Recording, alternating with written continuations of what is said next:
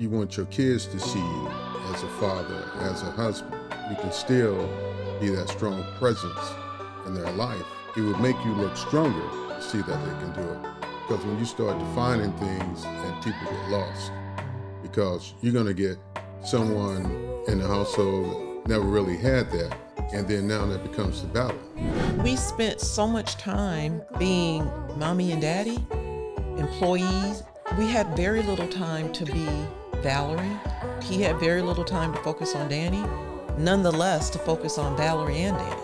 I look back and I relying on him for that level of emotional support, putting that level of pressure in the sense of, I need you to be there for me. At the end of the day, you gotta be there for yourself too.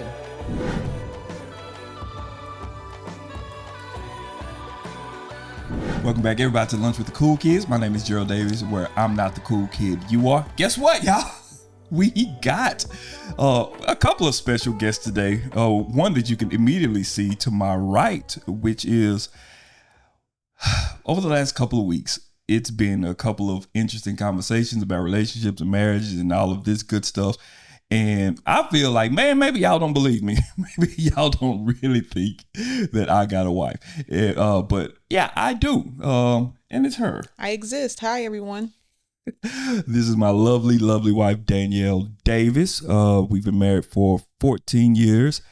Man, it's been a good time. And we're going to talk to some of the most important people that God ever created. But before we do, however you listen, wherever you listen, thank you so much for joining in. Do me a favor, if you're listening on Spotify, you almost got me.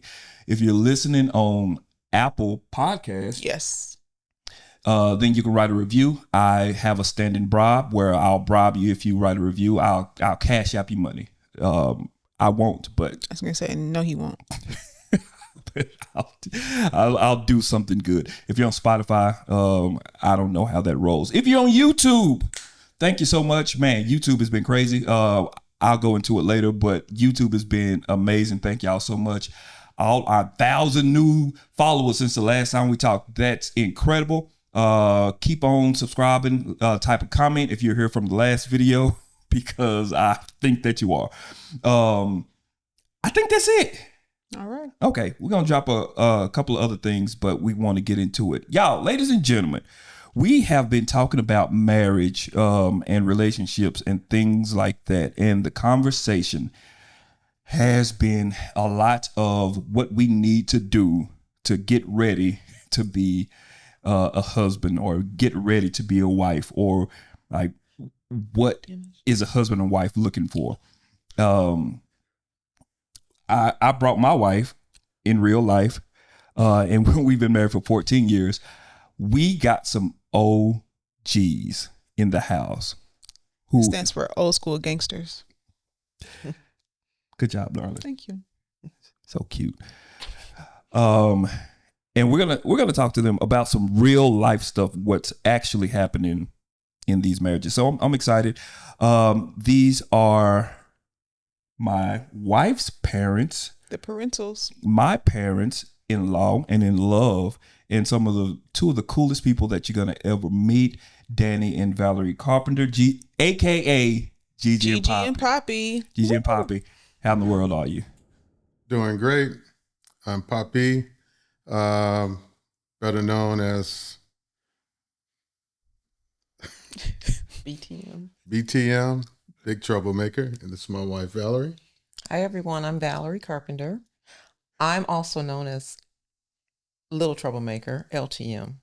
And Danny and I, Poppy and Gigi, we've been married almost 40 years. Coming up in March, Wow. 2025 will be 40 years. So we're really happy to be here, part of this conversation. Looking forward to it. Drop some knowledge and some insight. Been knowing each other over, 43 years?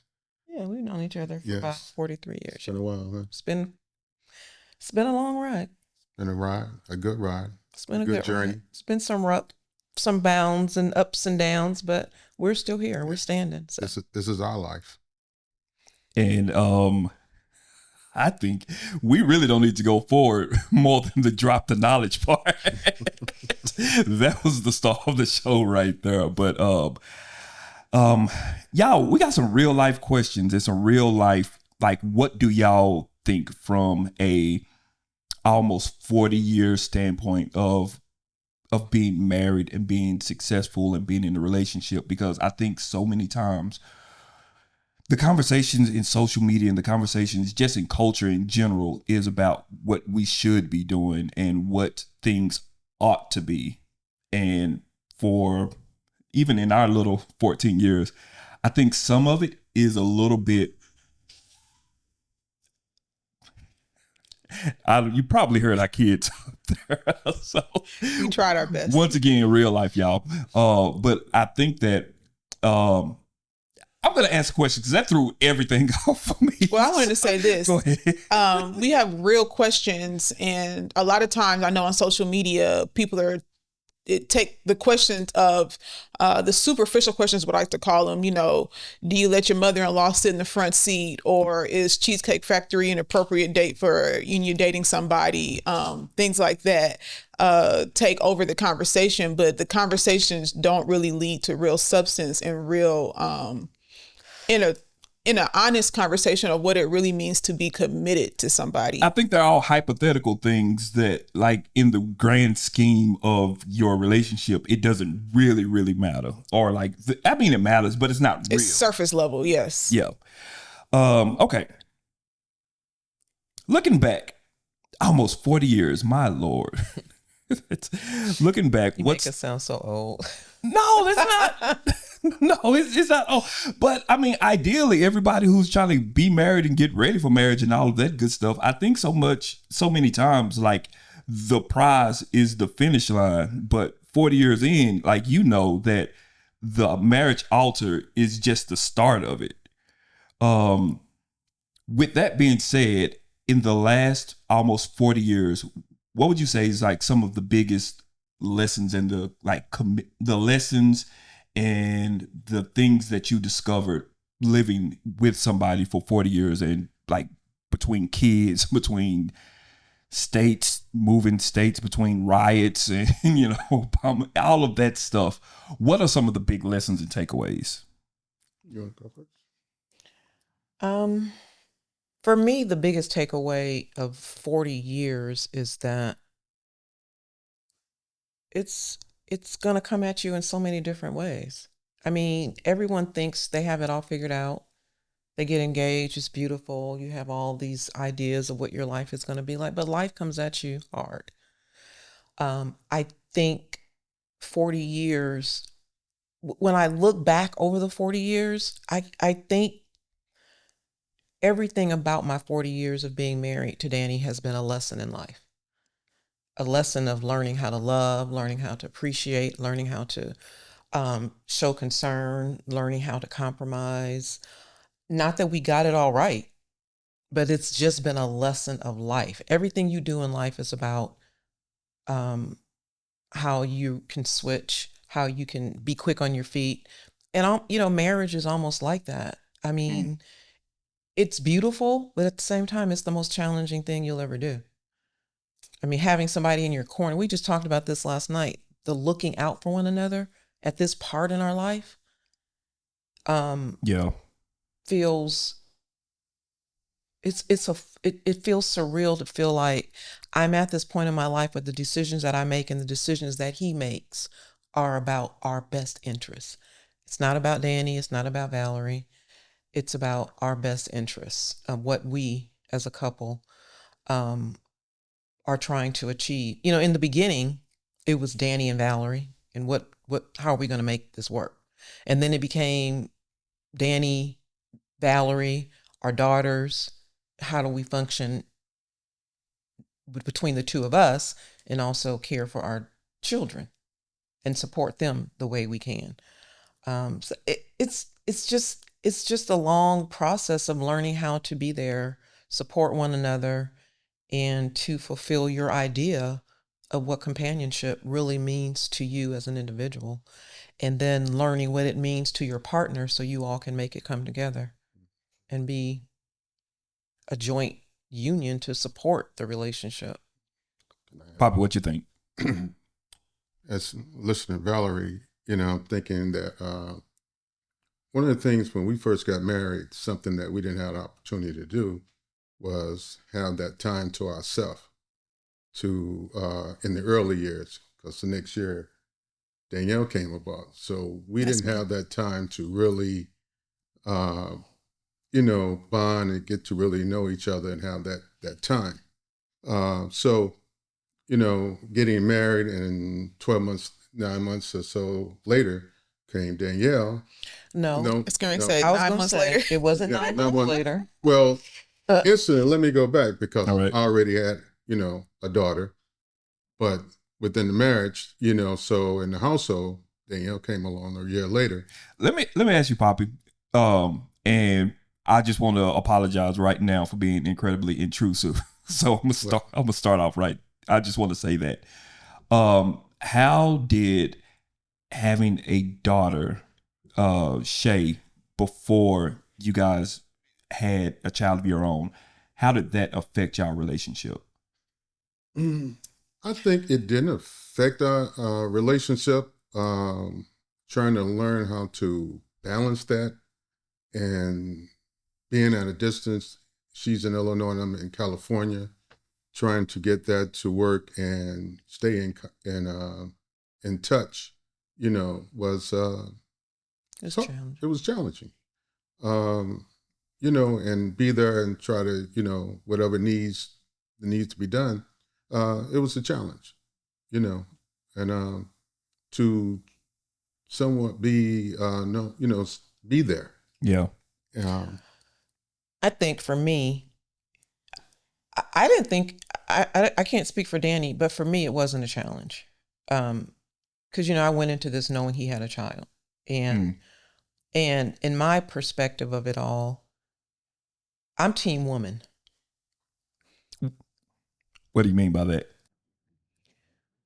About being team woman? Mm-hmm.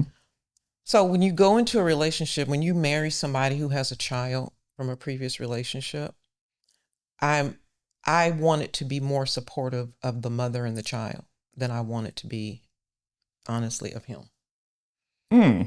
And because I didn't have children with him, and there was no way I could have allowed myself to be in a relationship with someone who wasn't going to be the father I was going to need him to be to our children. Now, true enough, he had challenges because he was in another state. But at the end of the day, I couldn't allow him to not be a father and then turn around and have children with him. It wouldn't have made any sense to me to think that this man, I'm going to make this man not be the father he needs to be to his daughter in another state, and then turn around and have a child with him and expect him to be everything to me when I didn't even push him to be the best father to her. That's good. Because if he would do that to her, he would do it to me. You. So when I say I'm team woman, I always felt that our focus would be on what she needs at this moment. And I would like to add to that, being my mother's oldest and my father's second child, I never felt, and I can't speak honestly for Shay because I'm not Shay, but I never. Shout out to Shay. Hey, Shay. Thanks, Shay. I never felt that there, there was there was some tension at some points, yes, but I never felt like I didn't have a sister, like she was other. And my mother or my father never taught me to say half sister. It was, that's your sister. Because I remember very vividly growing up, my mom would say, "Do you love her with half your heart?" No. Okay, she's your sister. She's your whole sister, your sister. And even shout out to Pam, going up there, we would visit and hang out. I never felt like I couldn't be there or she couldn't be with us or anything like that. And shout out to my granny and granddaddy who made sure that I would go see my sister or my tutor, as my grandfather would playfully say. I know that other people have different stories and things like that, and it's never going to be perfect. But at the end of the day, I can say that I have a whole sister, Shay. I think the good question is, Did you feel supported in that? Like for me, Ooh, in that's a good question. yeah, like in navigating the process, because I mean there were some conflicts with us, but I feel like the conflicts were more on me telling him, yeah, we're going to do it. We need to do it. And, did you feel supported in the process? Yeah, I felt, yeah, very much so. I never um, felt that I had to, let me go in the room and let me drop this on her because this is what I want to do. No, it wasn't difficult at all for us trying to get her feeling that I need to coach her to get on board with me on this. Yeah. I guess I would say no. Yeah. What do you think that that you would take away from today, or also what would you change that kids, or not kids, I guess, the parents of today do? Okay. Well, just by the way, these mics are pretty good, so we can hear y'all the whole time. Oh, I'm sorry. Okay. I didn't want to just bust in and interrupt you either, babe. But I think my opinion on that is the kids in these games and TV, I think they spend too much time. Need to be more active. They need to be more active outdoors. It's sad because over the years, we lost our neighborhoods because we built subdivisions and you don't have that playground, which is someone's backyard. That you didn't have to go to the park. I didn't have to have them AAU sports, or, you had the backyard. And that's how you learn how to size people up and have battles, but still maintain a friendship. Conflict resolution, things like that. Problem is that these young parents don't know how to handle it, because instead of letting the kids sometimes just trying to figure it out and deal with it, the parents want to step in. Then that becomes a big old problem. You ain't gonna do that to my baby. Mm-hmm. There you go. I remember an incident with Danielle. I was getting ready to say now. Going around the corner. Yeah. Danielle wanted to go around the corner and play basketball with some of the guys around the corner. What guys? And I was going to name names, but I'm not going to. I thought it was, I said, okay. Because at the time she was interested in basketball. Well, she was on a team, a high school team, right? I was, but I don't. If I was outside she was interested playing, in basketball. In high school. So I said, okay, she get a chance to play with the boys in the neighborhood and help her out, my thoughts, with her game. And I guess and these boys gonna help themselves out to something else. No, they weren't gonna do that. I had that under control. Everybody was scared of they were scared of my dad in the neighborhood. But the thing was, I don't know. I guess Danielle must have shot a basket on somebody. Then all of a sudden they want to. Oh yeah, I remember. Be a little aggressive with it. And somehow I got back to the house. I think. Did you come back? I rode my bike all the way. She rode her bike back to the house. Hill, all the way back. Now all of a sudden, this lady next to me. All of a sudden, I seen Sophia come out in there, and here she go, and she, I had to go behind her, and. She explained to him. I had to protect my baby. And she did it in a respectful way.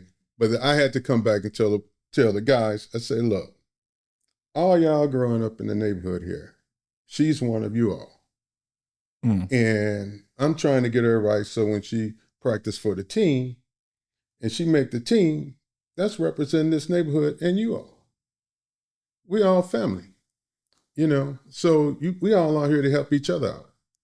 And Gigi, before you jump in, Poppy, so when you said that to the guys in the neighborhood, what was their reception of it? You being a older guy coming, because these days, old dude, not old, you get it. Adult comes, talks to these kids.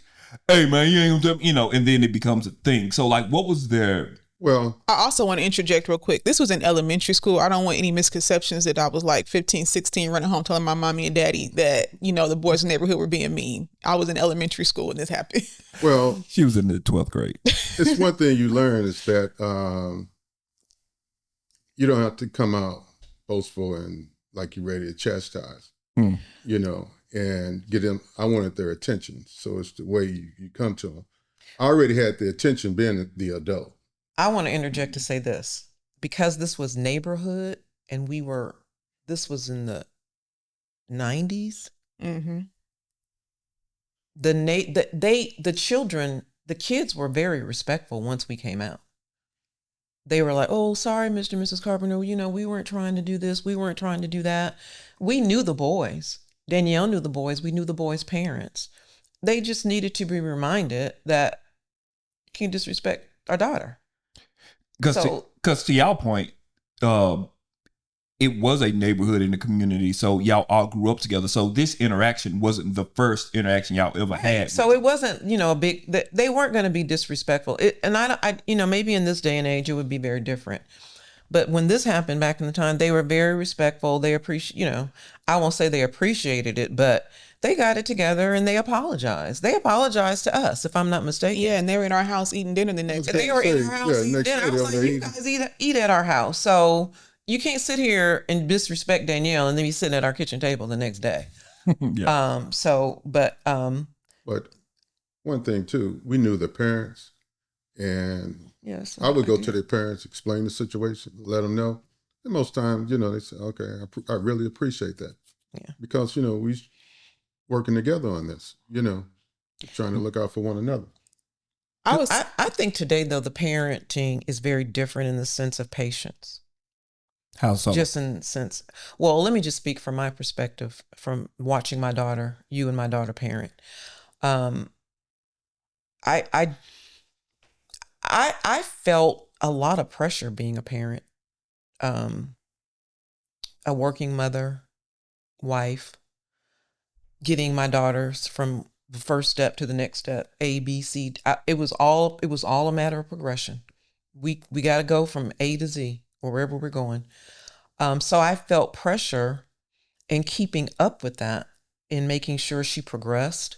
She got to the next level. She was aware what her next expectation was.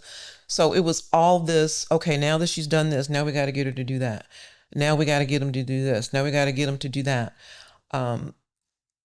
And when I look back on it now, I'll never forget when Danielle packed up to go away to college. It was devastating because I felt like I was just parenting them from one level to the next, and then she was gone. And I look back on some of the opportunities, and I know we did some great stuff as a family. I mean, we traveled, we did some great stuff. Y'all have the best stories ever. We have some great stories. But when that girl packed up to leave, it just seemed like I didn't cherish it enough. I didn't value the time to be her mother enough. Not the parenting, to be her mother. Now, don't get me wrong. I don't think I was a bad mother. I just feel like, where did the time go?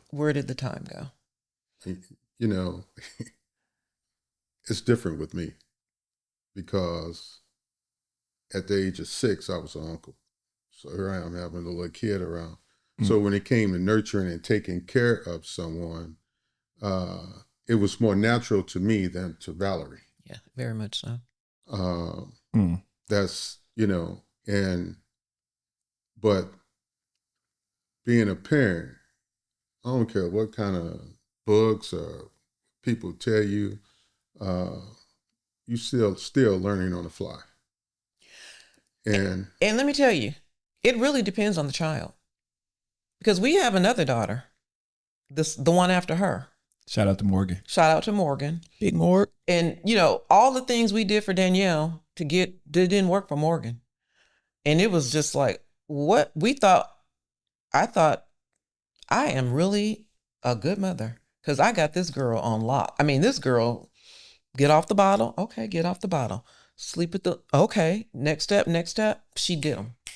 Morgan came. Nope, not doing it. Yeah, after that first one, you're Not like, doing- man, I'm killing this parenting thing. Killing this parenting thing. We had a friend who had taken all their stuff off the coffee table. And I said, what happened to all your stuff? And she said, oh, we can't have any of that around with the baby. And I thought, well, my God, you don't know what you're doing. I didn't say it to them, but in my head, because we have everything on our coffee table and we don't have to remove anything out of our house. But when Morgan came, we took the coffee table out the room. I mean, it just really depends on the child. I mean, if I had to give any parenting advice to anybody, I would just say, enjoy it. It's hard. It's going to be challenging. It is hard. But enjoy it. What Morgan stayed in motion. Yeah. She just had to be in motion. But that's what I'm saying. It's just different with every child. Yeah, you had one that was kind of like still and content, and she had to be in the mix. If you look at all of our family pictures, somebody is holding Morgan, like holding her down, or, we're posed in a way that she can't get out because she had to be held down like that. So, Darling, what was your experience from Savannah to Aaliyah? Kind of it's pretty similar to, I guess, my mom's and dad's experience of myself to Morgan. Savannah was, well, because we were first, new parents, it was hard because, this baby, trying to get her on a schedule, she ate, she's spitting up, changing diapers and trying to make sure I get sleep, Gerald gets sleep. I was in the military at the time, so I got to go to work in the morning, but the difficulty was just the schedule really with Savannah. It wasn't her, because she was, like my dad said, a very content child, just there. I could take her anywhere. Aaliyah came and she was good for like 2 weeks while my mom was in town. Mom and dad were in town, after we had her, because we were in San Diego. And she was like, okay, we got another calm baby. Literally, as soon as my mom got on that plane, she screamed and would not stop. Gerald would call her like your little tomato or something, because she would just turn bright red just from screaming. I had to nurse her all night. I had to sleep. I know they say don't do it, but I had to sleep. So I had to lay down nursing her just so she could go to sleep, so I could go to sleep, so I can go to work in the morning. And as soon as I unlatched her, Gerald had to take her, and she's just screaming again. Like, it was, but I called her my little Sour Patch Kid because first she was sour, then she was sweet. Yes.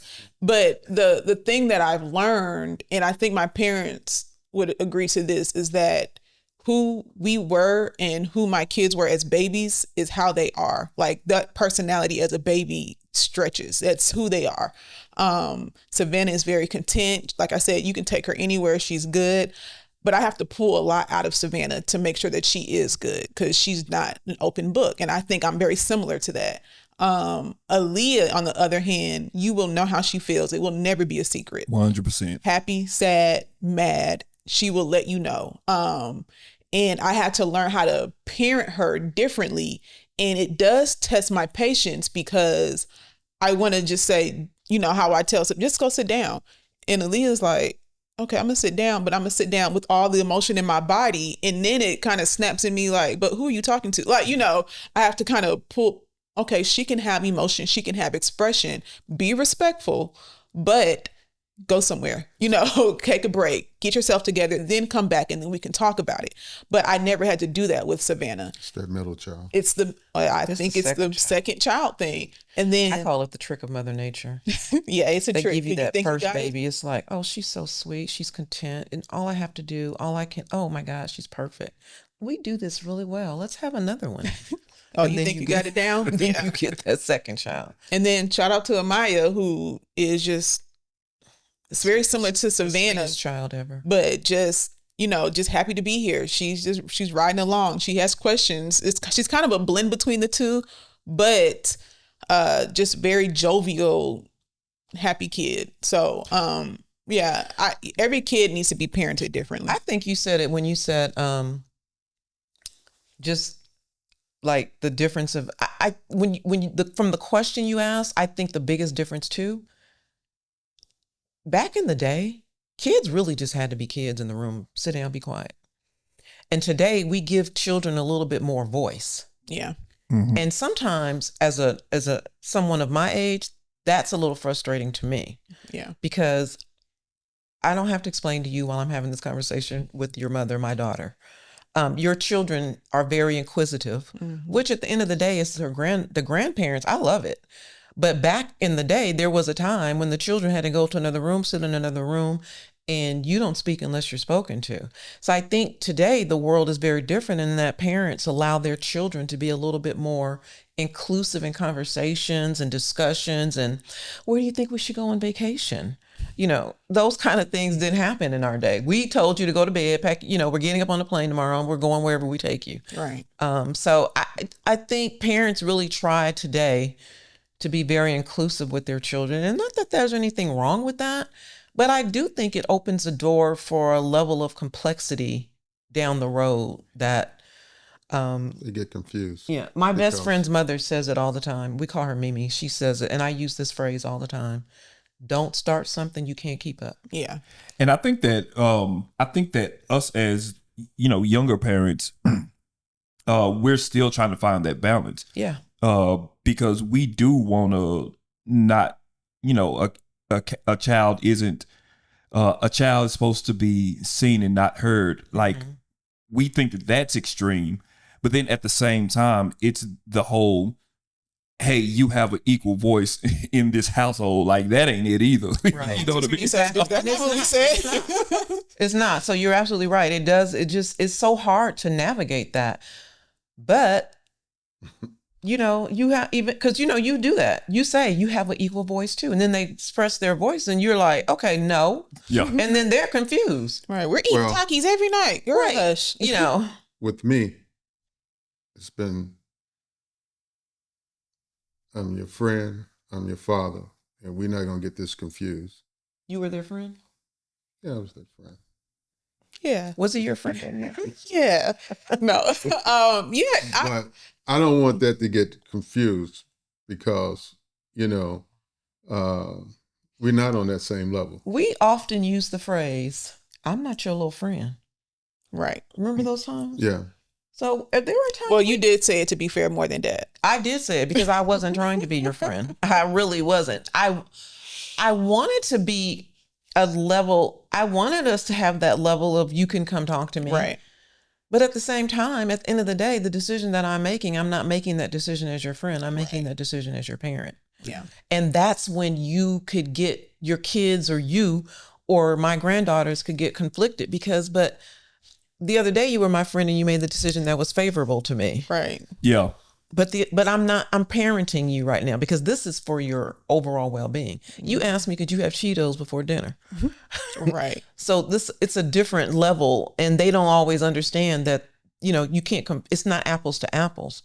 Sometimes it's apples to bananas. And it's our job to shape their minds around that they have to. So my whole thing with the kids talking and being seen and not heard, you know, I think my kids should be heard. And I mean, like, they should be able to voice. I believe that they should, and all kids should be able to voice an opinion. I don't necessarily have to move based on their opinion. And I also try to teach them when and where it's appropriate to voice your opinion, because I don't want my kids thinking that there's somebody that they cannot talk to, period. Of course. You know, if you need help, you need to find out, and you need to be able to discern who is the responsible adult and who you should talk to. So I don't ever want them to be in a situation where they feel like I can't go to an adult because I'm not supposed to be speaking. Right. So, and not that that's how I was raised, but that's just my train of thought with them. Now, granted, my kids think that they're a part, you know, the life of the party sometimes and things like that. And I have to tell them, okay, but the kids are over there. Right.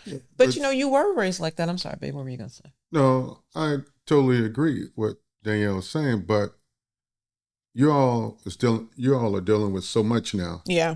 With the social media and all the information that they get early on, that we was fed a little bit at a time. And where we could maintain our childhood more, whereas these kids are being rushed to a certain level faster, and they processing all this, but mentally they can't handle it. Right. Right. Yeah. And that's why you find so many of them running into these problems, and that's going on. But with us, back in the day, it was the tone of the voice. Oh, yeah.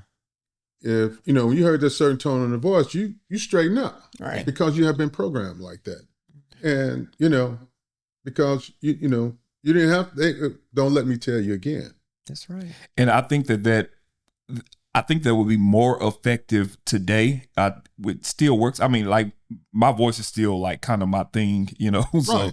it's like I deliberately don't yell at them, not because I don't want to yell at them. It's because I want to save that yell. So When it really matters. So when they hear it, they know it's game time. I wanna switch. I want to switch to another kind of subject and hear y'all opinion on it. Gender roles today. Speaking of social media, gender roles today is super controversial topic. And like, what does the husband supposed to do? What is the wife supposed to do? What is the man supposed to do? What is the woman supposed to do? The high value man. What's the equivalent for a high value man? The woman. A high value? A high value woman. You sexist. You should have known that. So I know this answer really easily. Oh, okay. And I want to set the stage too, because these days there's a lot of conversation of a high value man. A high value man ain't a high value man unless he reads 3 books a day and makes $750,000 a year. You know what I mean? And if they're not doing that, then you don't need to deal with them, because they're not. Y'all know They're not a high value man. they're not a high value man. So I'm very fortunate in this situation, because as Danny said earlier, he was a nephew at the age of 6. I mean, an uncle at the age of 6. So he had a nephew. I had never been around children or anything like that in my life. I was my mother's youngest child, but probably I was the second one to have a baby that grew up around my mother. But anyway, Danny was he was very gender neutral, in the sense of he could cook, he would clean, he would comb their hair, he would pick out their outfits. If I had to go to work, I got dinner. We actually used to balance our life in the sense he worked midnights, I worked days. So he picked them up in the morning, I took them to school in the morning, he picked them up in the afternoon. He would start dinner, I would come home, finish the dinner, do the homework, and that was our routine. But there was nothing that I could not ask Danny to do for our girls or for our household. Laundry, shopping. Still to this day, we Christmas shop together. We've never not been joined to the sense of this is our family, and we will treat it as our family and support each other as a family. So he'll do whatever he needs to do to make sure his girls are good. That's a black king right there. And so I didn't have those issues. I remember one time when we were living in LA, we lived in an apartment, and I was going to my mother's house to do laundry because I didn't want to go to the laundromat.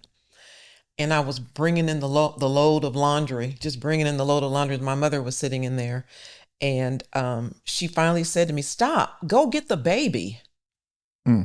Why would you leave the baby in the car?" And I was like, "The baby's not here. The baby's at home with her dad."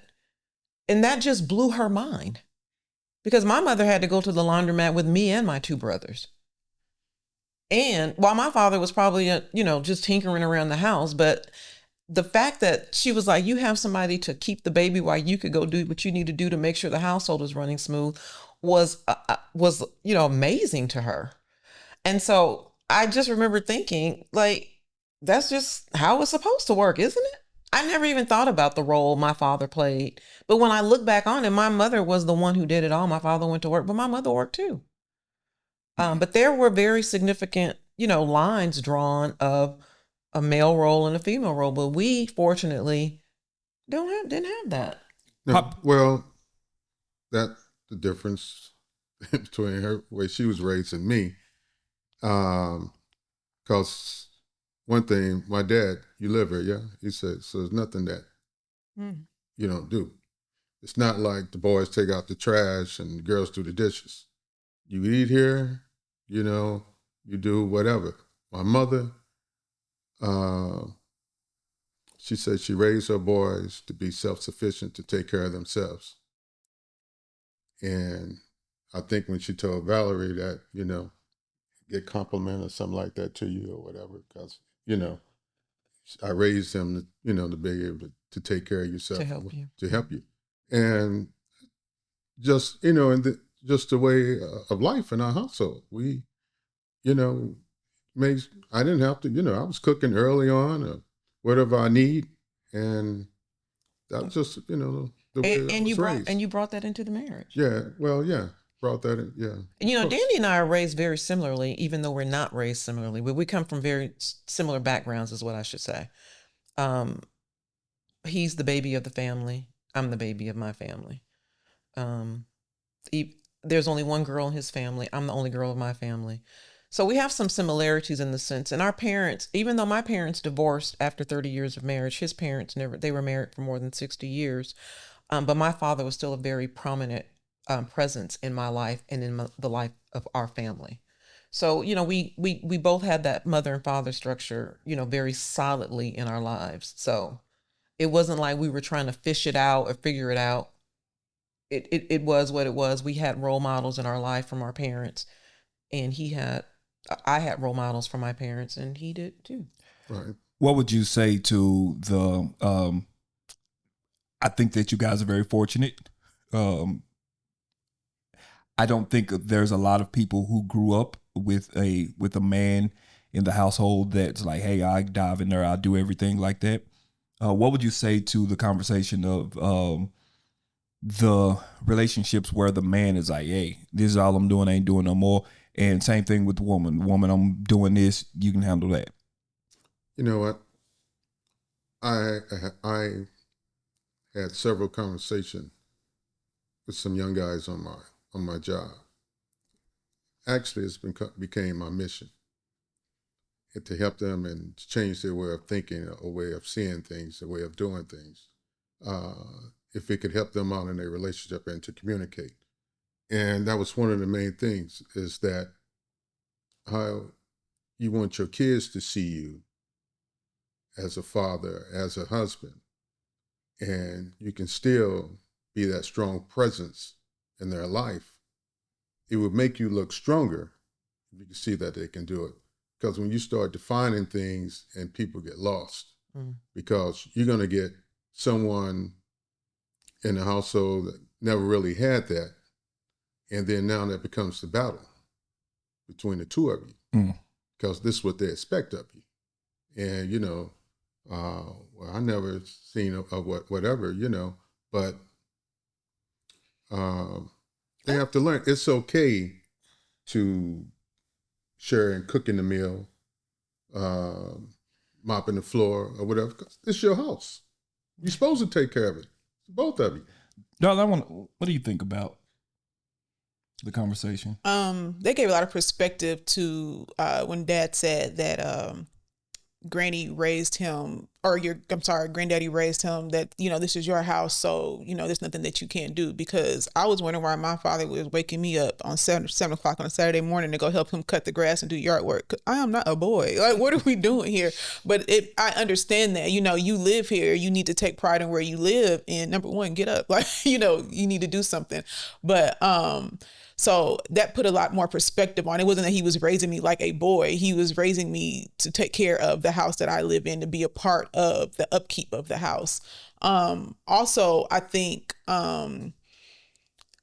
you guys are blessed. I mean, honestly, from what I hear, let me say this, that you guys are blessed to have found each other, because from you guys, from your generation, it's not a lot of men who don't have those defining roles. Like, I didn't grow up with my mother who had to make my dad's plate and, set it down. Not that she doesn't respect my father, but like, my dad wasn't sitting at the table waiting for his plate to be on the table, and then the kids just waiting, for mom to make her plate, and then mom got whatever was left over. We all shared in that.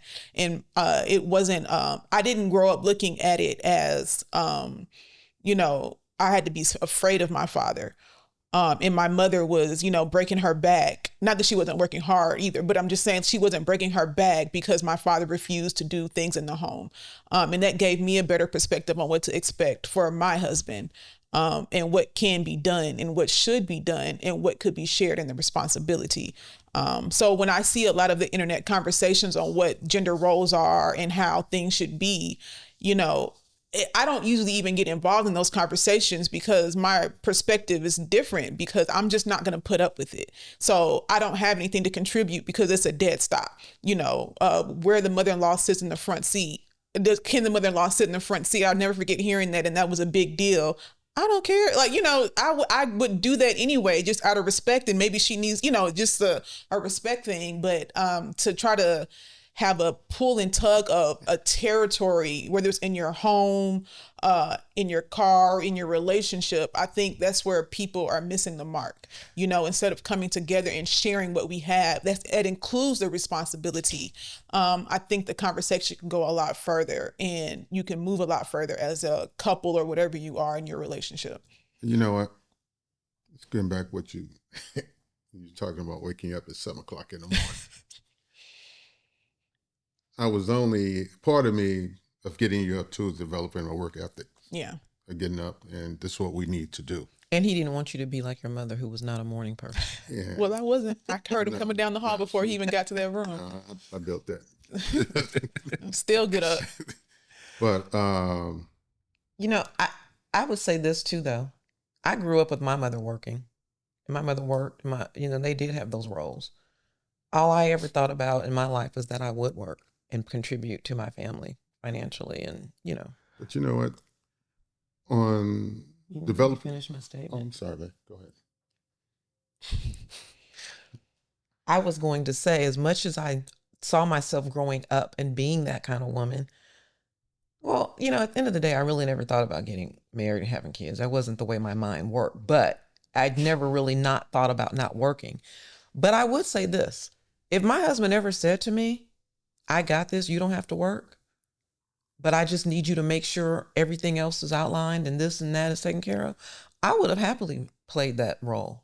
We could have had gender lines like that, but it just wasn't necessary, and it wasn't how we function.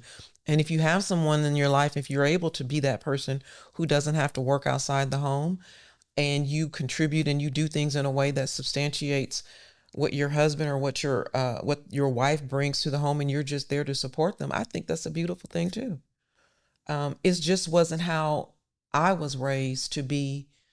That now, don't get me wrong. Once I started working in the work field, I was like, man, what was I thinking about this right? But at the end of the day, if you're able to do it, that's a good thing too. Like, if your husband wants you to fix his plate, there's nothing wrong with that. But is he fixing your plate too? Right. That's what I was going to say. I think the communication on whatever your idea of coming together, fixing the plate or whatever the roles are, that needs to be communicated, what that expectation is, and it needs to be reciprocated. Right. That's always been my thing. Like, if you want me to do that, I have no problem doing this, I guess, with the hot word is submitting, I guess. But submission goes on both ends. We need to make sure that we're both feeling that our needs are met. But on our schedule, with your mom working up in Buckhead and downtown and getting in at a certain hour and me getting off at 2:00, it didn't make sense for her to come home and scramble and trying to get dinner. And, we were hungry. because, you all would be hungry, but it'd be late, and, it's nice to come home. She'd come home, dinner's made, and we can sit down as a family. It was a consideration of the family's need. Well, right. But also, it was agreement between me and her, because it's most like, if I got it during the week, okay, on the weekend, which she only had one day, Sunday, because, Saturday, for some reason, we're always eating out. Yeah, it's great Saturday. But yeah, Sunday was my night. Sunday was my night to cook, make sure we had leftovers for the next day. Yep. That was the way we worked it out. I got a question. Because like, as we're listening to, as we're kind of listening to this, and it's like, man, Valerie and Danny, Gigi and Poppy for me, they got their thing figured out. Like, it seems like, man, everything was rocking and rolling in the Carpenter household. Mm-hmm. It looks like that, doesn't it? It sounds like that, doesn't it? What were some of the times that you felt like, man, I didn't show up for them the way that I could have? Wow, that's a really interesting question. I'll start. Okay, I'm gonna let you start. Well, can't remember the exact times, but there's few times where I think the emotional support she needed from me, and that would have carried a lot I'm of a weight. very emotional person. Carry a lot of weight, and things you learn along the way. Seizing the moment at that time. How do you? Because me is and mainly men, how we process things, and it flies. We can let it go, and where instead of just coming here and letting her just talk it out, Yeah, I'm gonna say this. It sounds like, yeah, we did it. We had this down. We were flying by the seat of our pants. Without the grace of God, without our parents, without the village we had around us. I mean, because it's true, it takes a village. And I'm not just talking about raising kids. I'm talking about keeping us grounded. Yeah. It takes a village. Because at the end of the day, we weren't the only ones going through what we were going through. And even if we were, if I was off kilter that day or that week or that month, I'm going to depend on him. If he's off kilter, he can depend on me. But if we're both off kilter, we have family and friends we could call and say, we need help. And actually, at the end of the day, we ended up in getting some counseling because we spent so much time being mommy and daddy, employees of another, of these organizations that we work for. We had very little time to be Valerie. He had very little time to focus on Danny, nonetheless, to focus on Valerie and Danny. So at some point, I look back and I relying on him for that level of emotional support, putting that level of pressure in the sense of, I need you to be there for me. At the end of the day, you got to be there for yourself too. And you got to be there for each other. And sometimes just not being there for yourself is really the biggest issue. And I say that in the sense because I probably let him down in ways where I needed him to be more for me emotionally than I was digging deep enough for myself emotionally, if that makes sense. It does. I want you to go a little bit deeper. What do you mean by that? Like, help me get through it. Trying to find happiness in him versus finding happiness in what makes me happy. It's like the airplane and the airbag analogy, secure the air mask on yourself first before you can help somebody else. And, when I talk about the village is the friends, this level of support, my mother. There's a lot of people along. It's a lot of people that have just told me, and some people, like my girlfriend's like, girl, this is not the right time for that conversation. Like, you worrying about bringing this up with your husband at this point. We're not even at that. Like, think about what you're doing and the impact it's not only having on him, but the impact it's going to have on others. I mean, I've had my coattails pulled in the sense of I had this idealistic idea of what marriage would be, and it's not real. It's no ideal way. It's no idealistic level of marriage. And that I can see that being a lot of pressure on him, and where I probably put that level of pressure on him. I would say what he said about me is correct in the sense that sometimes he's not been there for me emotionally. No need to bring up instances, but there have been times where I didn't feel like my back was covered. And we are still today working on some of those things, and that's just it. 40 years in. Yeah. The work is never done. Yeah, the work is never done. I think Not as long as you're on this journey. Yeah. For me and Danielle, I can remember vividly a period of time where it was just like, and it wasn't even that I didn't want to be there for. It's just like I didn't know how.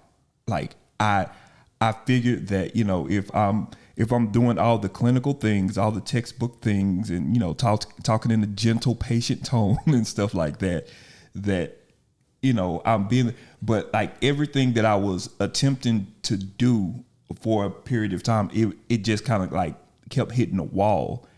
And in my mind, I'm thinking like, man, I'm really, really, really, really trying, and it's just not getting anywhere. But I'm going to try to be a good husband. But at the same time, I'm individually getting frustrated and running out of patience. So now I'm trying to do these things out of duty more than concern. And she's not giving me nothing. So it's like I'm saying all the things that I should say, but in the back of my mind, I'm like, why should I even bother? She don't care anyway. But it's not, I will tell you this. Danny has been in that position too. Where he's like, I didn't know what to say or do. So I didn't. But to me, not saying anything is not the answer. So I get it. But let's figure it out together. And yeah. Like I said, I don't know that that's any easier to do. But shutting down and not providing any level of response or support, to me, is only going to add fuel to the flame, from my perspective. But I did learn in counseling, sometimes that person needs to step outside of the process to gather their thoughts. But I don't operate like that because I'm in it. Yeah. I'm clicking. Because I got, as my father used to say, I got the mouth that's going to get me in trouble. And that's what sometimes you have to be careful, because you study trying to throw gasoline on the fuel, you might not want to hear what you have to say. So you have to be kind of, you know, sometimes a person have to just step back and let this, you know, then we can come back. Yeah. That's a lesson to learn. I had to learn that. And that's some growing. And a lot of this, to me, come back to what I said earlier about not spending enough time when we first got married, because we jumped right into being, you know, instant parents, not having that time to really, you know, we were dating, we got, you know, and then, you know, decided we wanted to be married, and you learn just a lot more to know. Decided what this individual and you know, what make them click, you know, because, you know, you think you know a person, but you know, until you marry. Until you marry, you start saying a lot of things, and you know, knowing, you know, okay, but it's, you know, having some people in your life along this journey that that you can go to, and with me, you know, not only having her, you know, that, you know, she's my anchor, but you also need other anchors, close friends, that somebody that can, you know, you can go to, that know both of you are well, yeah, and can come and tell you what you need to hear, not what you want to hear. Yeah. And I'm fortunate to have some people in my life that I can go to and just, you know, bear it all or whatever. And some guys don't want to be like that because they, I don't know if it's the ego, they don't want to feeling that manly thing. But if you want it to work, if you want this to work, you got to put in the work, and that come along, you got to let yourself be open. You got to be open. And then, you know, on top of that, you got to look in the mirror and deal with the person you're looking at. Yeah, that's the hardest part, looking in the mirror and dealing with that person. It's one thing to deal with your husband, but when you got to look in the mirror and deal with yourself, and you know you're not living up to the potential of the person you are or what God has placed in you. Yeah. Because, you know, we have a foundation. Luckily, we both, you know, have the same Christian foundation, biblical, spiritual foundation. But I wanted to say this about Danny. Keeps talking about we were just married and then we had a baby, but the timing is a little off the way he says it. But I will say this too, that, before Danny and I got married, we lived with my mother. We lived as a couple dating, living with my mother, separate bedrooms. And then we got married and moved into our own place. So we literally didn't get to be a couple. I mean, even though we were dating and living together in my mother's house. So that had to be fun. That was very interesting. Yeah.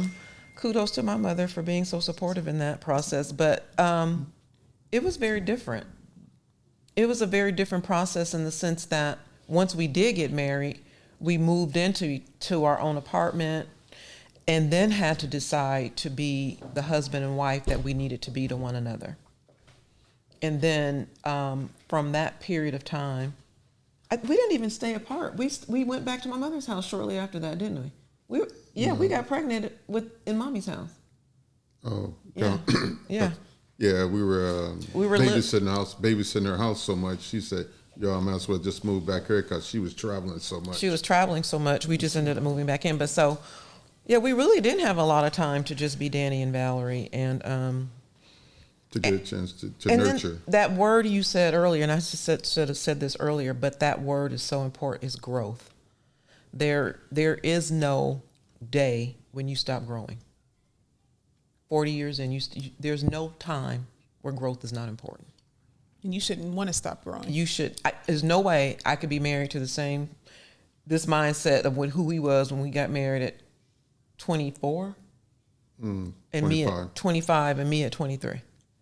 Like, there's no way I could still be that person and think that this marriage would survive that level of ineptitude or the inability to grow beyond who we were at that time when we first met. So again, growth is the most important thing in any relationship. And as I said, we're still dealing with some of the stuff we dealt with when we first got married. We handle it better. We handle it better. Yeah. But it's still some of those underlying tones or underlying currents that try to come in and cause confusion are still there. We've had to find different ways to manage through it. Let me ask this, and I know you have a couple of questions that you want to get to. Well, I was going to add to this. All right, well, go ahead. Sorry. Excuse me. One of the things that I get questions a lot because I think people think that I'm younger than what I am initially. Not to brag or anything, just no, but it's genetics. It's genetics. But people are often surprised when they find out that I've been married as long as I've been married for 14 years. I mean, compared to almost 40, it's like, but 14 years. 14 ain't nothing to sneeze at. It's nothing to sneeze at, especially when, people are not lasting 3, 4, or 5 years, But I get a lot of, especially younger girls, how do you do it? I just want to find something like that. Oh, y'all look so happy. I mean, I always tell them, I'm not posting arguments on Facebook or, if I post or Instagram or whatever. But also I tell them all the time, like, I don't think I make marriage look desirable when people ask me this, because the truth is that I tell them marriage is probably the hardest thing I've ever done.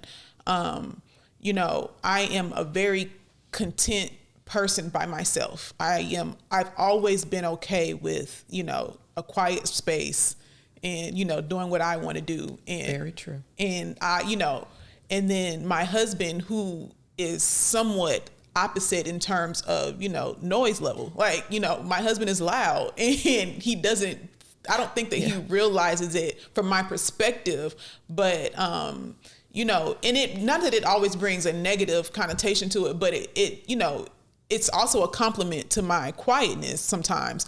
But the compromise of everything is probably the hardest thing I've ever had to do. And to always have to consider somebody is the hardest thing I've ever had to do. But I don't think people really want to hear that.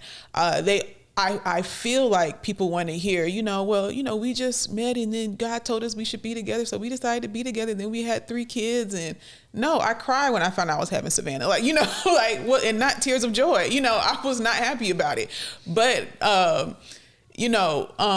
were you asking a question? No, I wanted to add too. Oh, okay. The idea of marriage is work and growth is important. You That's so have to true. continue to grow. And if you're not growing in your marriage, then it's going to die. But I liken it to when people say building muscle. You know, you have to work out that muscle. When that muscle is worked out, you are tearing. And that tearing in a marriage is arguments because you guys didn't communicate properly. That tearing is, you know, you guys, I work, as my father did, I work overnight. So that way Gerald can get the kids in the day. So we always have somebody home for the kids. We do that. That creates a tear because I don't see him, but maybe twice a week, really. Those tears help eventually build and grow that muscle of your marriage to help you get through the next trial that's going to come. So, you know, it's never going to be that even plane of, okay, we're just skipping. That plane is going to drop off one day and you're going to be at your lowest low. But then next thing you know, you're going to be climbing up the mountain, and that climb is going to be hard. But then you'll look at the top and you'll be on your mountain. Like I always tell Jared, our best moments when we're on vacation and the kids are with my parents. I have no problem with him then. But as soon as we come back in town and we got to figure out our schedule, and what you mean you got to be over here for a shoot, or what do you mean you got to be at a work meeting at 12 o'clock in the afternoon and I got to do this, that's the tearing of the muscle. That's the growth. And it helps build the communication muscle. It helps build the emotional support muscle. It helps build the trust muscle and things like that. But the trials and the growth is absolutely necessary. Now, what you put up with, But also at the same time, those things are so key and so important.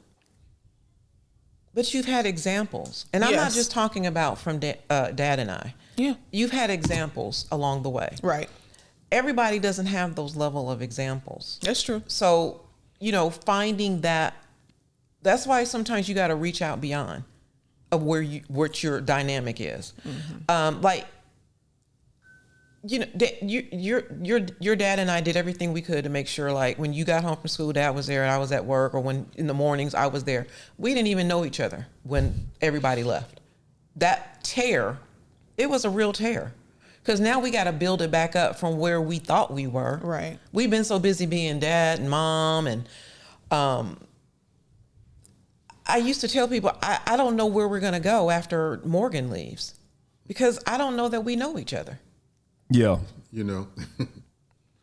I Thinking don't, about when we dropped Morgan off, we heading back, we walking through the airport, and Mom told me, well, we can do this, we can do that, we can do this. And I looked at her, I said, who are you? right. She said, what do you mean, who am I? Do I know you? Exactly. We had, it I'd had like been to so get to know long. you. So the compromising, but you have to learn how to compromise based on the people you have in your life, and the like I said, we talk like we just had it all. We've been through counseling. We had great people in our lives, friends. Shout out to the Turners, who Charles and Cheryl, to the Russos. I mean, but I say the Turners' name because they were he was our counselor. He was the one we went to when our platform was shattered. And,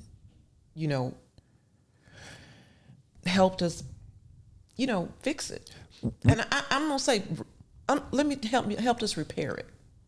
Because he could help us repair it. We had to fix it. Right. He gave us the tools. Yeah. When you say your platform was shattered, we don't need the specifics of it, but like, what did that feel like in the house? What did that feel like in the house and the relationship? It was a lot of being uninsured, a lot of tension. Mm-hmm. But what was our wake-up call? It happened in the middle of the night. Oh, I know.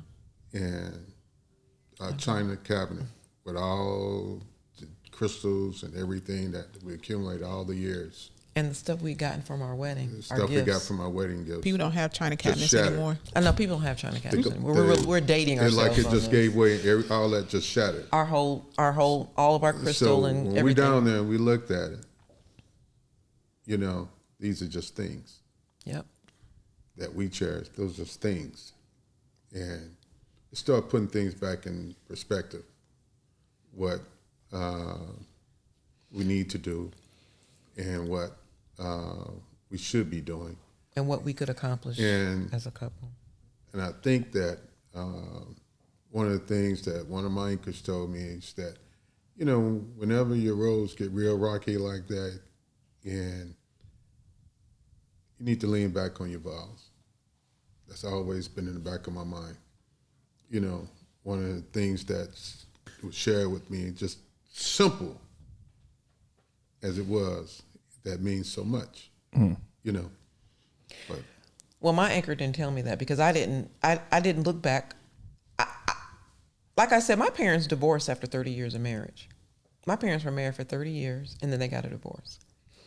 I want to ask you so much, how did that make you feel as an adult, seeing your parents go through all of the stuff growing up, and then like after 30 years, like at that point, them saying, I think I had enough. Like, I want to ask you, how did that make you feel? But we don't have the time. But just know that I want to ask you that question. Okay. So,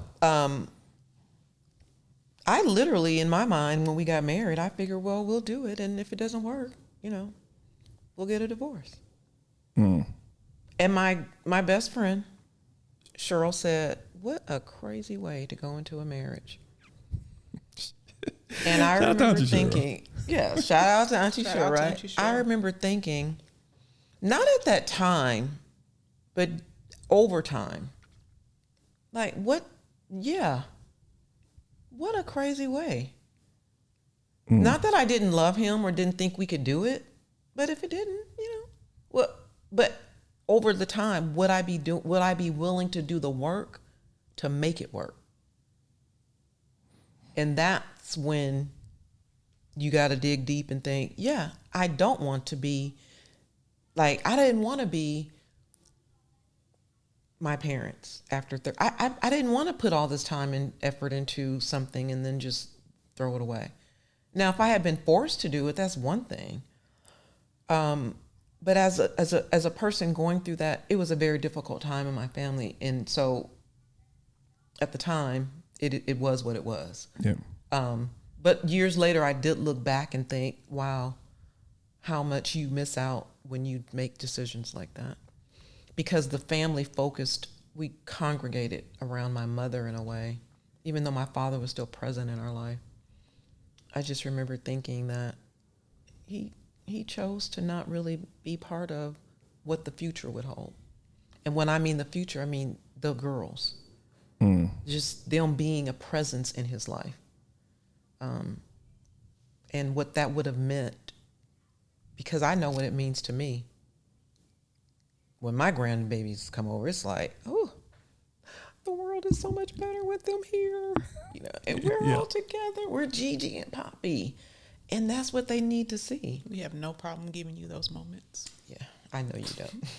and we have no problem sending them back. We have no problem sending them back. We take them and then we'll send them back. But yeah, you know. I want to ask this because you guys kind of touched on this a little bit. What advice would you give couples that are looking to find that joy again in their marriage? You know, you've kind of been through the tough times or you're coming out of the tough time, but, you know, I know a lot of times, like say if Gerald and I argue or we have a fight or whatever the case may be or a blow up and we've decided to move on, it's the moment. It takes a minute because, I mean, if anybody's like me, it takes a minute because give me time. Okay, yes, I said I was over it, but okay, my mind and my facial expressions are not. But what advice would you give the couple looking to get over that hump, to be happy again or to find the joy in their relationship? Can I add just a little piece to that? Sure. And not only like the fights, but like when you're also stuck in the apathetic middle, just like I'm just going through life, just here so I don't get fined. Yep. Yeah, you know, those are realities though. You will be there. For me, and I think I'm so fortunate to say this, because there have been times when I didn't or couldn't say it. I like Danny. There were times I didn't like Danny. But I have a good time when I'm with him. But there was a time I had a better time when I was with my girls, the sisters hanging out. But I still wanted to go home to my husband. I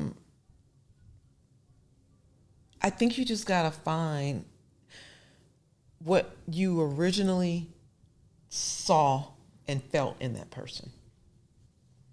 I tell people this all the time. When I met Danny, this guy walks up to me, and as we talk and whatever, we go our separate ways. And then as I see him on campus and stuff, and we become friends, the one thing that amazed me about him, he would pull out his wallet and show me pictures of his mom and dad. He had pictures of his mom and dad in his wallet, like Olam photography pictures. That's old school, right? Pictures of his mom and dad, pictures of his brother, his wife and their kids, his nieces that were born at the time, his nephews. I mean, and I just remember thinking, he walks around here like he is some super cool dude, but he's so grounded from a family perspective. And I thought, what a good guy. And I liked that about him. And I wasn't even trying to be his girlfriend. I was just his friend. So I always just fall back on the sense that I like him. He doesn't have an easy personality. I love to laugh. He used to tell me I was silly or I was crazy for laughing all the time. But I still liked him. It was things about him that I liked being around. So it's just finding those things that, okay, I like this. Now, don't get me wrong, it pisses me off, get upset. We have those moments. But at the end of the day, I do like him as a person. I do know what his heart is. Now, there were times I was a little uncertain, but again, that was when our platform was shattered. But I like him as a person, and you got to find ways to just find, and go have a date night, have this night. You can do that.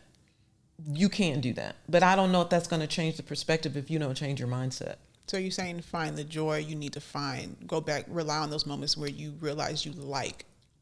Find those moments when you realize that this person is somebody that I saw me spending the rest of my life with, if it worked out. Remember, because if it didn't work out, I'd just get a divorce. Right? But, looking back through those years and trying to grow, and as you grow, one of the things, along with looking yourself in the mirror and dealing with this individual and learning how to keep life simple, and then you learn where the joy comes from. It's always been right there with you. We make life hard because we, egos and, right. People get in the way for its opinions and stuff, and that you let into the household, and instead of just dealing with, this is it right here. This is all me and you right here. And once you learn how to come in and handle that and deal with that and keep life simple, it's you enjoy the ride more. What works for the Davis family may not work for the Carpenter family. So right. I can see what's going on in your household. Think, I'm gonna go home. That's not always gonna work. So there were times I'd be like, well, we should do this more because this is what they do. But that's not the answer for us. Right. We gotta find what works for us. And also too, there were times when we really didn't like each other. And every time we've been at a crossroads and some really difficult times in our life, we weren't actively growing spiritually. We weren't. And we used to have those conversations, remember? Yeah. We used to say, you know what? Yes. We need to find, because, our church splintered, we got to find a church. Then that church splintered, we got to find a church. But, for a couple of while periods of time, we went on our own and just, we'll just figure it out. But, having that spiritual foundation truly does make a difference. And you got to have people in your life who respect and understand who you are. And it just comes together like that. What we did to find each other may not work for what the other people need to do. But you got to dig deep. You got to figure it out. And if you can look at somebody and see this person is not willing to grow. Because see, to me, growth is really important. And another thing my pastor told me one time, and I will never forget, I love this word, and it's just been something that I've held on to for forever. Be intentional in your efforts to be the best person you can be, to show love to the person in the way they want to be loved. Mm-hmm. Be intentional in what you do. Because what I think I'm doing is, I'm cooking every Sunday, or I'm doing this. He don't need me to cook. He can cook himself. Taking the time to find out, what do you need me to do to make you feel loved? And that's a deep conversation. Yeah, I think that's part of when I think about the ways that me and Danielle missed each other, I don't think a lot of time it wasn't a lack of effort. It was, I'm trying to love you in my way. And what matters to you. And it doesn't, how you want to be loved is not the way how she wants to be loved. Yeah. And my husband, in his way of being loved, sometimes he just wants to be left alone. I'm so completely opposite of that.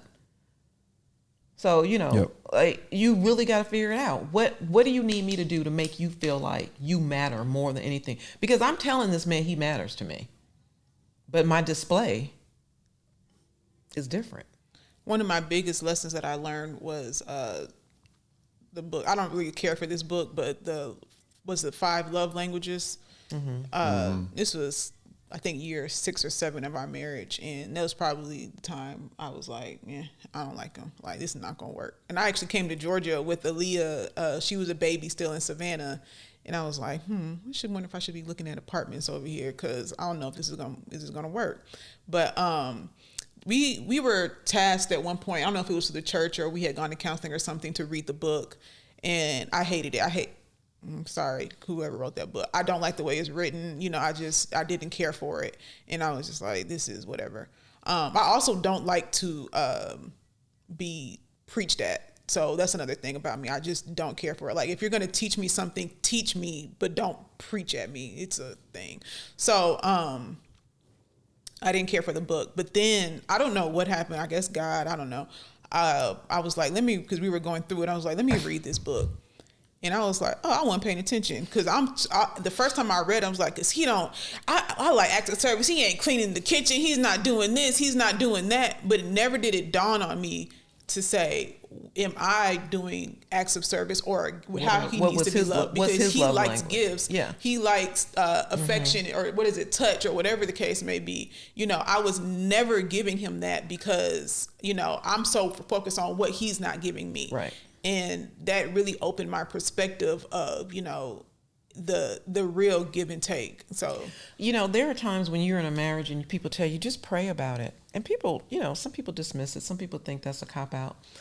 But I take it to another level, because it's not really just praying about my marriage. It's praying about what I need to do in my marriage. I'm not going to pray, because it's about what Lord, my help prayers. This man be a better man. Right. I'm not going to pray for him. Lord, help him be a better man. Help me to be a better person, because maybe what am I expecting here? Right. Give me insight to see what I can do to change what we're going through right now. And that's that level of that word being intentional. And also, when I first started going to this church, one of the first sermons my pastor preached was that love was an action word. It's not based on a feeling. But, but let me finish this. Love is not a feeling. Love is an action word. I love you, but what do my actions reflect? Right. And something we have to understand too is that we all grow at certain levels. And speeds. At different times, because whatever's going on with your life that might be occupying your mind, for as your job or whatever, and you thinking that maybe I'm not getting something or whatever in this relationship, but and then it could be just spiritually or whatever growth, until you come to that balance.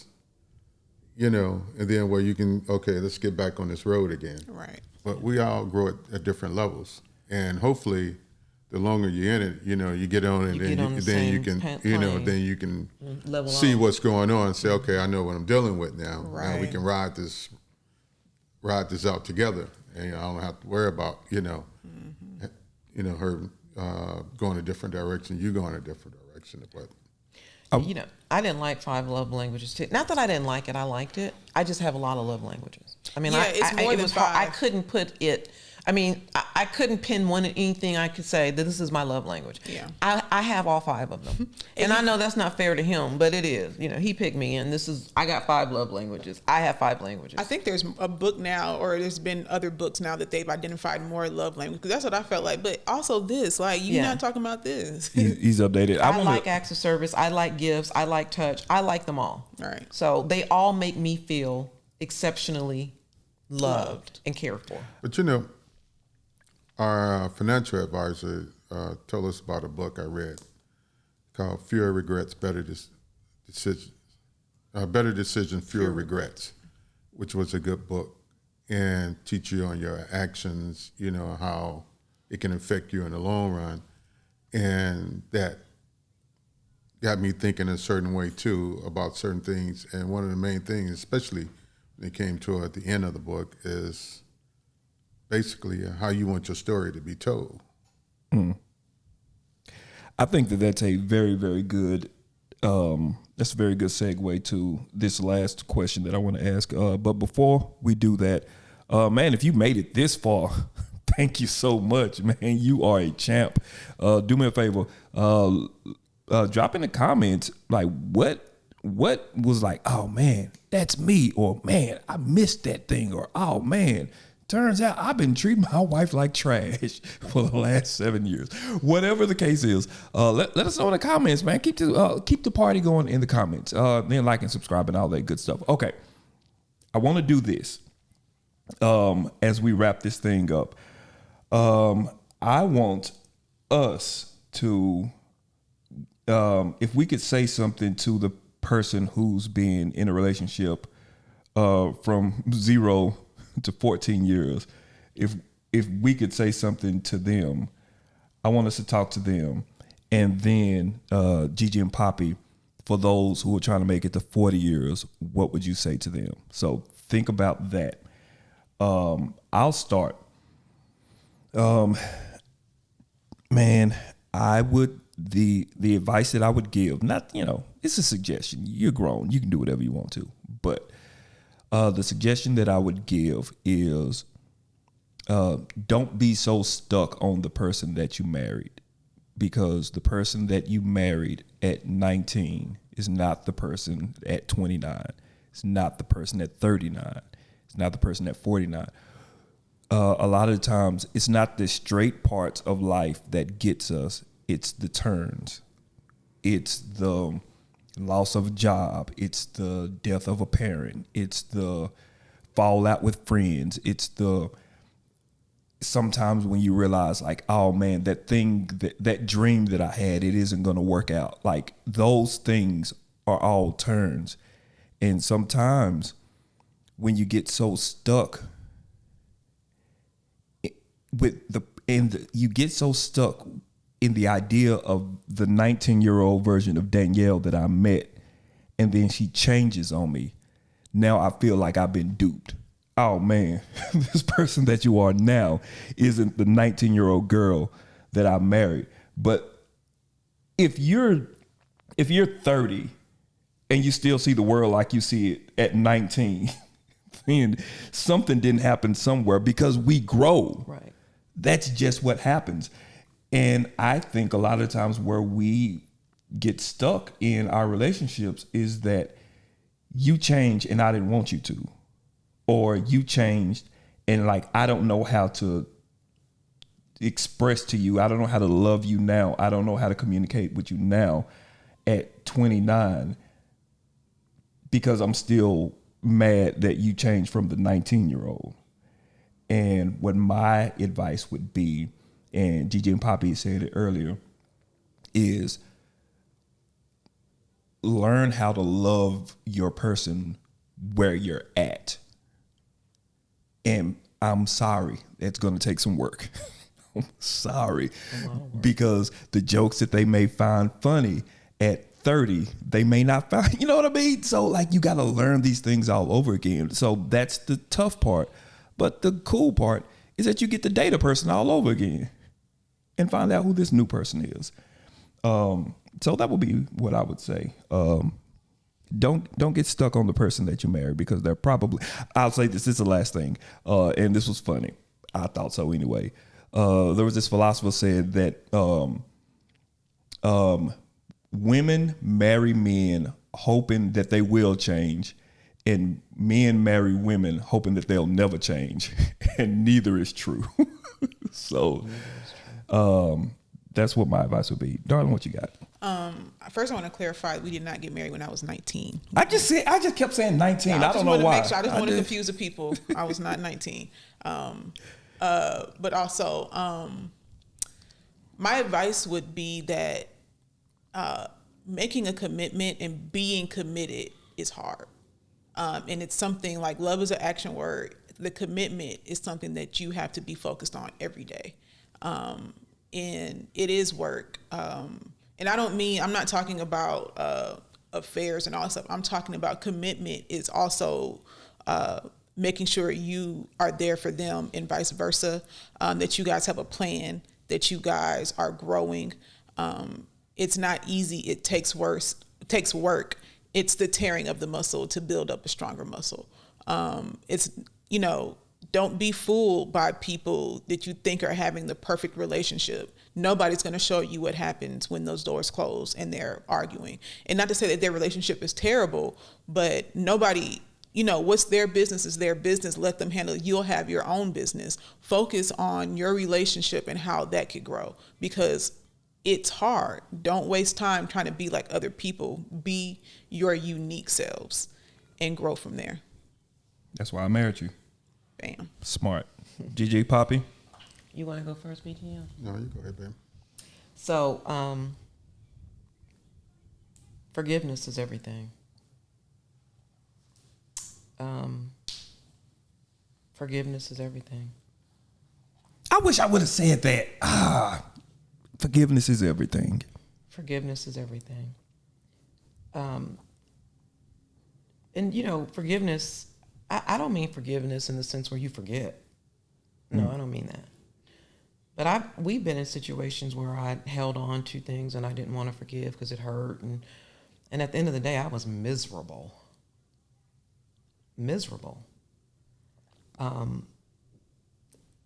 If you want to live a life full of what someone did and they didn't do, and you want to hold on to all that hurt, then you'll live a life that's going to be painful. But if you're willing to look at someone and value them for who they are, not for what they necessarily did, and you can move past it, forgiveness is everything. And it's not even just in marriage, it's in friendships, it's in your children. Being able to say, we didn't handle that right, or I didn't handle that right, or being able to say, I'm sorry that we were there, and let's move on. Forgiveness is, I just can't say it enough, forgiveness is everything, in the sense that if you value the person and you care for the person and you love the person, and those mistakes that were made, you recognize them and you recognize them for what they were. But at the same time, you got to be able to forgive, and you got to be able to also ask for forgiveness. It's one thing to forgive, but you also got to look at that person and say, can you forgive me? Because nobody is perfect. Nobody is perfect. And then once you make that decision to forgive, you got to move forward in that forgiveness. It can't be something that comes up every other month, every other year. You got to move forward in that forgiveness, because that muscle has been torn and you got to rebuild it back up, as using Danielle's analogy. So when you tear that muscle, you got to go through rehab and build it back up. And you have to say, dang, I hope he can forgive me. I hope he recognizes that I'm sincerely sorry for this, and let me take the step to make sure he understands that I understand my role in his hurt. That's good. Yeah. You know, basically, I was going to say the same thing: forgiveness. Sure you are. Yeah, but along with that is that if you don't, you're blocking yourself from receiving, and especially when sincerely, you know, you both connecting and you're trying to get on the road, but sometimes some come up and you throwing little things. You might be just little simple stuff, but once you learn how to just put it out there for him to handle for you, because you have to. You can't carry it alone. You can't deal with it alone. Right. You know, and you got to put it out there. And once you start doing that, and all you can do is try to be the best person that you can be. You know, and just in life and within your marriage. And then once you start doing it, I'm going back to the simple word, a lot of things become simple. You know, because once you do that, he opened up your eyes to, you know, looking at this person differently. She's not the 24-year-old I married. You know, she's this beautiful woman that's 63 years old. Hey, That I'm not 63 yet. I got 3 weeks. 3 weeks, okay. You know, it's that you enjoy being on this journey with you, because, you know, one of the beautiful things that we enjoy, especially when we might be posting things about our life, our travel, it's nobody but our journey. It's our journey. That's our hashtag, our journey. You know, it's nobody else. This is our journey, you know, and one that we enjoy. We enjoy seeing our tribe, you know, where y'all handle your family and handling the kids and doing the things that you doing, stepping out on, you know, what you're doing and stuff, where, you know, we might have been very hesitant about doing that. But you know, we're proud because of y'all. our parents, even for us to make that jump and leave our jobs from California, was like, oh, Yeah. you know, we were crazy. But, you know, at that time, it was our life, and we had to make the decision for us. Yeah. You know, and as far as I can say this, you know, my biggest joy right now is sitting back watching y'all operate. That's right. You know, and how you handling the kids. And, you know, we come up, and kids come over, we sit down at the table, and we're hearing stories, and We tell all our business. Yeah. yeah, I be getting it all. I was going to say that, you know, I was going to say this too. One of the biggest joys we have that probably really helped us get our life together, honestly, was when those little girls, when y'all came into our household. Because if we couldn't do it for ourselves, we definitely could do it for y'all and the 3 little ones and the other 2 that we have. Because we got 5 grandkids. And they know us as Gigi and Poppy. Yeah. Yeah. And I just couldn't see us demonstrating it any other way. And I just want to say one thing, just as one little piece, interesting fact about Danielle and Gerald and Danny and Valerie. I was going to say this too. Danielle met her husband at the same place I met my husband. So I went to a small HBCU, Jarvis Christian College, which is now Jarvis Christian University. Whoop, whoop. JCU. JCU. This is the same school where my grandparents met. But I met my husband there, and my daughter was fortunate enough to meet her spouse there. But, you know, just one of those little things, those little quirky things. That's just the way sometimes things work. Never planned it. Danielle never thought she would go to JCC or JCU. Did she not. did. And I did. But she did. I ended up there, and I met this guy. It was one of the best times of my life, and I met somebody who has poured into my life in ways I never thought was possible. Hasn't all been easy, but it has been worth it. And we are here today because God placed us in those positions, and so here we are. You know, the crazy thing about it, What? I have 3 girls, you got 3 girls. You got 3 girls, they got 3 girls. That's right. Jarvis. Jarvis, the dusty roads of Jarvis. Shout out to Jarvis.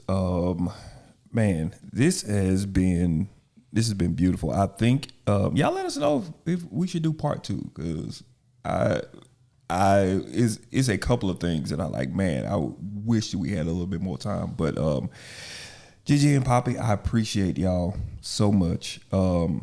I'm not gonna go super long because I know these people want to go, and you made some pulled pork that I'm very excited about. Hey, they're having pulled pork with us. But just want to say, thank y'all for the example. Thank y'all for the example. I didn't have the example. Y'all are the example. Thank y'all for the example. Well, thank you for saying that. You know, it hasn't been easy for the 4 of us, but you know, we are a family, and that's what's important. And we love you. You know, we didn't know at first, like, who Danielle was bringing into our world, but, you know, you're our son-in-law, and, you know, we value who you are in our life. We extremely value who you are in the life of the little girls. Thank you. And that's what it's all about. We couldn't ask for better parents for our grandchildren. Because we getting on planes, so you know we don't have to raise any kids, and you know, thank God blessed us to have children that don't need us to raise their children. So you know, we're going to do everything we can to live our best life, to be there and an example for you all, and to just continue to love on you all as your parents. And that's what I think that's how God blessed us, I think. But you know, I think, and I'm saying this, and I know we got to go. I think one of the blessed